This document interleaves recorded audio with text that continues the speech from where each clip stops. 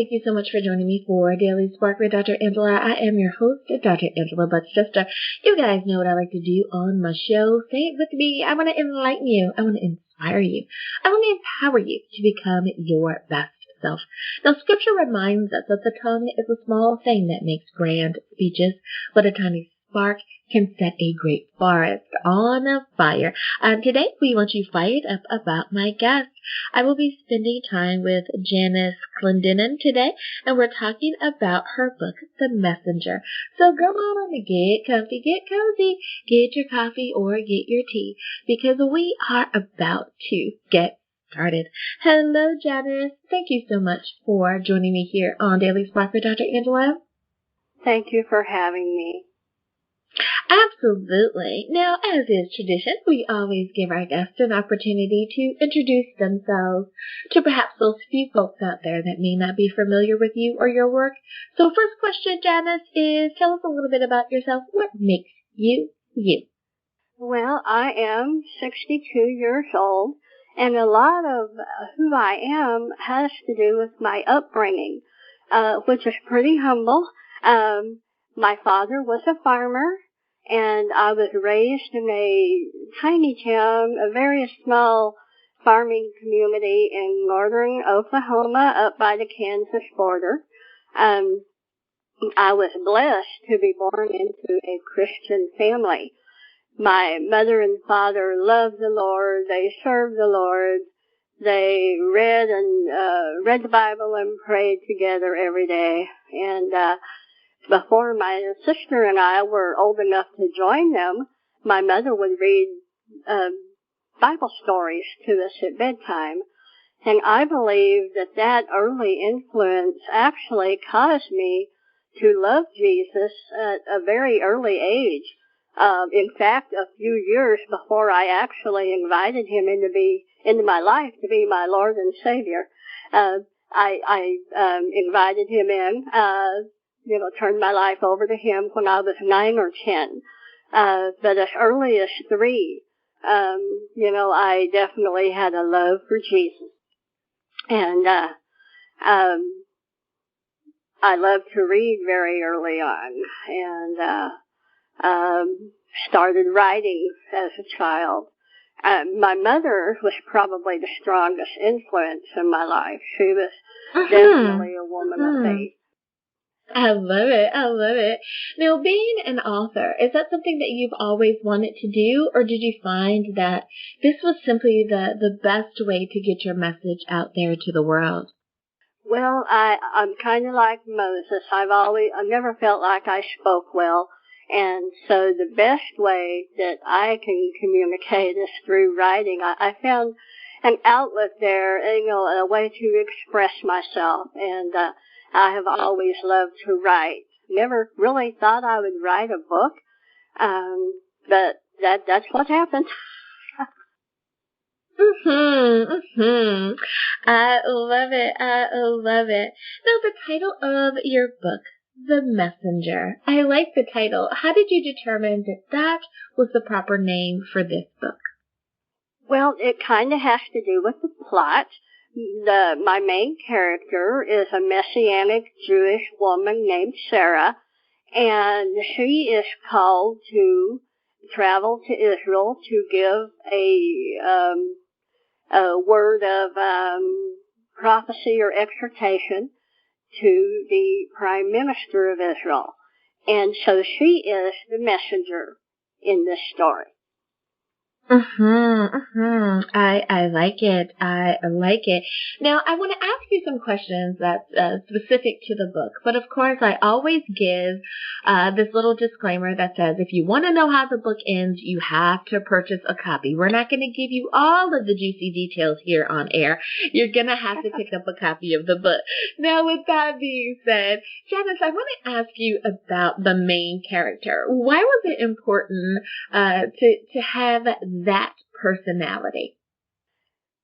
Well, I have to back up a little bit. Several years ago, there was a pastor in our area who felt like the Lord was telling him to go to Israel and give then Prime Minister Netanyahu a message from the Lord, and our church was praying for him to do so. So, that just fascinated me. And a few years later, I thought, well, what if, a woman, a Messianic Jewish woman was called to give a message to the Prime Minister? And, what if it threw her into like this adventure, she was dependent on the Lord to see her through this. So it was important to give her the personality of being a woman because that was different. That was the unexpected. Is that what you're saying? Well, and also, my main character was a former fashion model.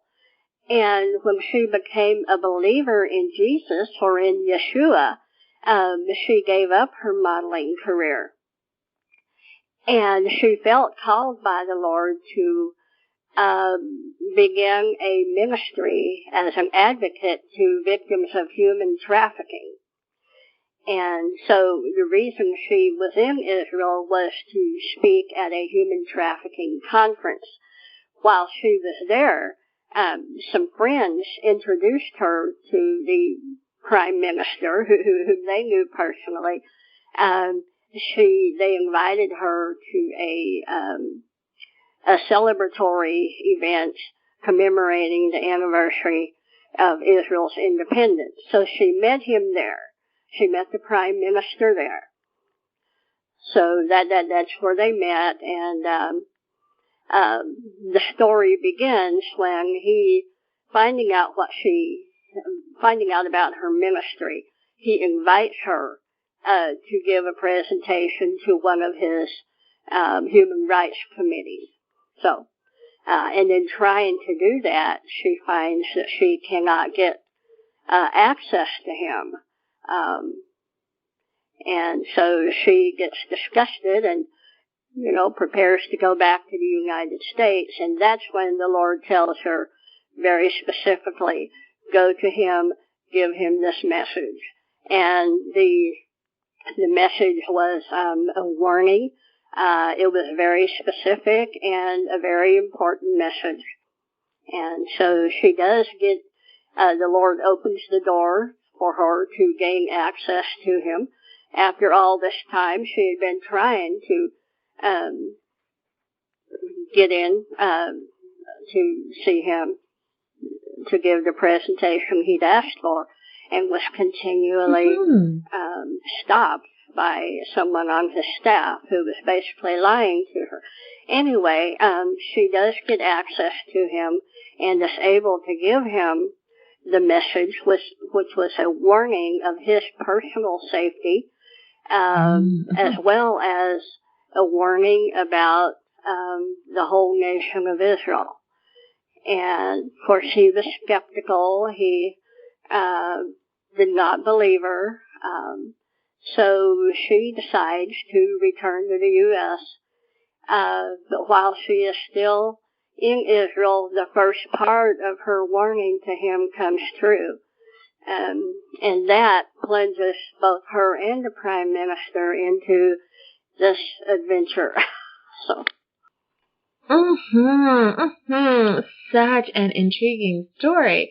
I love that. I love you, and thank you so much for filling in the gaps, because I was definitely going to ask you, tell us a little bit about the story. So thank you so much for doing that. I think that would give the listeners a better idea of what the book is about. Definitely a page turner. I love it. I love it. Now, now when it comes to the proper age group for someone who reads the book, and this is a question that I ask of every author that I have on, do you think that someone as young as high school would be able to follow along with your book, or do they need to be a little older, and let's say perhaps college age and older? I would think maybe junior high. In fact, I have a great niece who is about 12 or 13, And I asked her mother, my sister, if she thought her granddaughter was old enough to read it, because her granddaughter had asked me, oh, I want to read, can I read it? I want to read it. And my sister said, oh, of course, it's fine for her. Because there are some, what I would say, dark places in it, and I was concerned about that. So I would say 12 or 13. And then 12 or 13 up until 80, 90, however old my reader is. Right. I love it. And thank you for that clarification. And see, that's why I asked that question, because for so many people, you think, oh, well, we're talking to an adult, so this is probably a book that's just for adults. But there are so many really great books out there that if we just ask, would this be appropriate for someone younger, the author can tell you yes or no. And we found out that yes, depending on the maturity level of your junior high or middle school student, they may be able to read it as well. So thank you for that clarification. Now, I want to ask you about how long did it take for you to write the book? I know that for some of the authors I've spoken with, they laugh and say, Dr. Angela, it took me 15 years to write this book just because I could not dedicate the time. All the way up to one person, I believe, said that they were able to write their book in about 3 or 4 days because they did have that dedicated time to put forward to the book. About how long did it take for you to be able to get the book out of your head and down in a way that others would be able to read it? Well, I wrote the basic story back in 2016, and I printed it out and put it in a 3-ring binder and asked a friend and a few family members to read it and give me their opinion. And all of them are really prolific readers and well-read, and they all read it, and they were all enthusiastic with their feedback, and that really encouraged me. But I knew it wasn't finished. I had quite a bit of research to do, some loose ends to tie up, so it wasn't ready, and I wasn't ready. I was really intimidated by how much I didn't know about life in Israel, how the Israeli government works, details about the West Bank, and so I literally put it up on the shelf for a couple of years, and I would pull it up on the laptop here and there and add to it. But in 2020, I felt like the Lord wanted me to move forward with it, kind of like He said, finish this thing. And so it was finally published last year in July. So the whole process took about 5 years. And for someone who's saying, oh my goodness, 5 years, that seems like forever. But when you're doing life, 5 years can go by in a blink of an eye. So I definitely understand there when you say that it took 5 years. Now, Janice, it is time for us to go to break. But before we do, can you remind everyone, please, what is the title of your book? Where can we get a copy? And how do we stay in contact with you? The title is The Messenger, and it's available on Amazon or wherever books are sold. And I do have a Facebook page, The Messenger Janice Reneau Clendennen. I love it. Alrighty, everyone. Now you know where you can get a copy of the book. We'll be back right after this.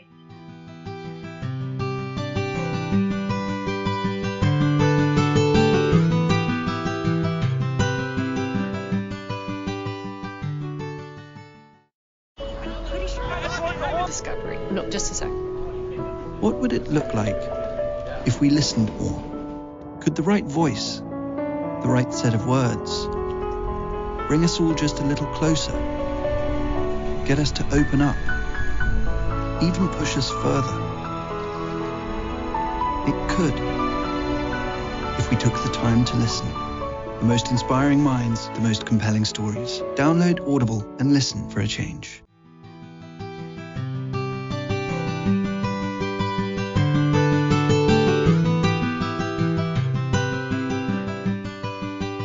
And we are back. Thank you so much for joining me for Daily Spark with Dr. Angela. I'm your host, Dr. Angela Chester, but I am talking today with Janice Clendennen about her book, The Messenger. So let's continue on with this conversation. Now, Janice, just in case there's someone who joined us a little bit later and they totally missed the first half, I want to kind of wrap back around and ask you this question, and that is, what should a reader expect having picked up a copy of The Messenger? Well, The Messenger is a fast-paced story with plenty of adventure, suspense, mystery, some humor, and even a little bit of romance. And it has a few elements of a Frank Peretti book, but it's truly unique in its own right. Now, my next question for you, you kind of hinted about it earlier, but I want to give you a little bit more time, and that is with the situations that's going on in the Israel territories now. We're always hearing about something that's going on that should perk up our Christian ears. With that being said, do you think that your book is relevant with that conversation as well? Is there any tie between the two? Well, you have the threat of Iran constantly threatening to destroy Israel, to wipe them off the map, and you have Hamas, launching rockets into Israel from Gaza. In Lebanon, you have Hezbollah, which is sponsored by Iran. So Israel is surrounded by some pretty hostile nations, and yet Israel is not destroyed. In 1948, I think, on the day that Israel declared its independence, 5 or 6 countries attacked them, and Israel barely had time to put together an army. Yet tiny, vulnerable Israel won that war. And when you consider that modern Israel was established to be a secular nation that did not recognize God's sovereignty, that is amazing. God was still on their side. And then the Six-Day War in 1967, again, they were fighting 4 or 5 of their closest neighbors. Not only did Israel win that war, but they took back the Temple Mount from Jordan and the Golan Heights from Syria. So God was certainly with Israel that day. So in my book, The Messenger, Israel is once again under attack, but this time their enemy is not an army they can see, so they do not even know who to fight or how to fight. And the question is, will God save Israel again? Oh, I like that answer. There is a little bit of mystery there in that question. I love it. I love it. Now, you brought up a bit of history, and that is so true. I think that many of us forget that they were attacked in 1948. So you are so right there. We need to be reminded of those bits and pieces as to why we feel the way that we do towards them. Now, for someone who is trying to determine whether or not they want to pick up a copy of your book, they're saying, well, there's a lot of books that's on the subject, be it that's true or not. You know how people can be. It's like, well, there's a lot of stuff out there. And because they're really trying to make up their mind. I want to ask you this way. Is there something that you feel makes your book a little bit unique or a little different than some of the other books that may be out there that talk about a similar subject? What makes yours a little different? Well, I mentioned that it has a couple of elements of Frank Peretti in it. So it can be a little dark. But there's not a whole lot of Christian fiction out there that has to do with Israel.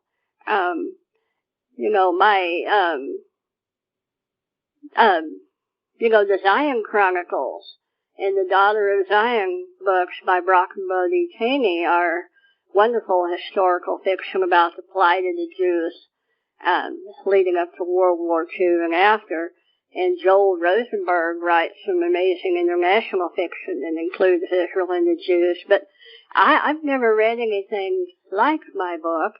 I kind of wrote because that's what I would like to read. I've always had a love for Israel, and I like the elements of adventure, suspense, and romance, and so it's different from anything I've ever read. So I guess that makes it different. I understand that. Yeah, if you're reading books that are similar to things that you would talk about, then you would have that experience. So yeah, I can definitely understand what you mean by that. Now, I want to ask you some questions that are along the vein of process. We get a lot of emails from those aspiring authors out there, and I must say that they keep the emails coming, and I want to thank them because they want to know those little bits and pieces of what to do, what not to do kind of things. So along that vein, I want to ask you this, and I try to kind of ask the same question of every author so that there can be a gauge, and that is, you have to decide whether or not you're going to self-publish or if you're going to use the professionals or a publishing house. How did you go about determining which route you wanted to take? Well, I don't know anyone in publishing. I don't have a inside track to a well-known publisher, and I thought, well, if I send my book to any of these, like Zondervan or Bethany House or any of these well-known Christian publishers, they won't know who I am. I'm not a well-known person. So that's why I decided to self-publish. I can definitely follow that train of thought, and it is quite an interesting path trying to be published by a publishing house. So I definitely understand. When it comes to deciding on what to include or exclude in the book, every author, I think, may do a version of freestyle writing in that you write whatever, comes to mind. But then you go back and you edit. Some things make it into the book. Some other things don't. What was that part of the process like for you? How did you determine that paragraph stays, that paragraph needs to go? Probably reading it over and over. I made a lot of changes. The basic story that I wrote back in 2016 did not change. But I had some, I needed to add to some of the characters, to make them more real, make them more believable. I wanted to include definitely, I wanted people to know that the story was in Israel. So I had a lot of research to do. For example, if my character Sarah was having lunch, I actually went on a hotel in Israel, and looked up a restaurant menu. What would she have eaten? Where would she have gone? So, if she ordered room service from a hotel, what was available for her to order? So I wanted to give it a lot of local color and descriptions that way. Although the basic story was written, I really had to do a lot of research. And once I did that, it really started coming together. I don't think I deleted very much. I may have, but I did a lot of adding. I'm loving that you took the extra step to do the research for some of the smaller details that you have included. As you were saying, let's find out what would be available for room service, for lunch, or for dinner. I could just imagine someone just making something up, and just putting it in there, and many people being none the wiser. But the fact that you took the time to really be precise about that, and to give the reader a true experience, as far as that is concerned, I love that. I love that attention to detail. Now, last question for you. And that is, when you have gone through the entire process, it has been edited, you've chosen the cover, and it is now hot off the presses, and you have copy number 1 in your hands. Janice, how did you feel in that moment? Very humble.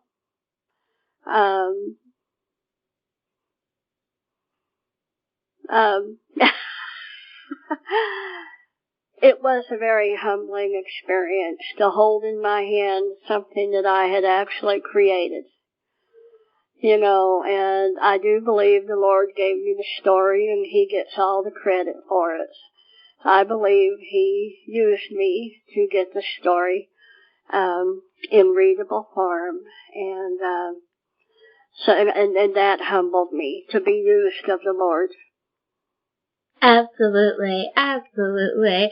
And on that note, I want to say thank you for giving us some of your time today and stopping by here on Daily Spark with Dr. Angela. Now, before I let you go, though, Janice, could you please remind everyone what is the title of your book? Where can we get a copy? And, of course, how do we stay in contact with you? Okay, the name of the book is The Messenger. And it's available on Amazon or wherever books are sold. Also available from my publisher, liferich.com. And I do have a Messenger Facebook page. It's called The Messenger Janice Reneau Clendennen. Thank you again, Janice, for being a guest on the show today. Thank you for having me, Dr. Angela. Absolutely, absolutely. And listeners, thank you for spending some time with me here as well. I appreciate your being here. Now, I hope that we have enlightened, inspired, and empowered you again today.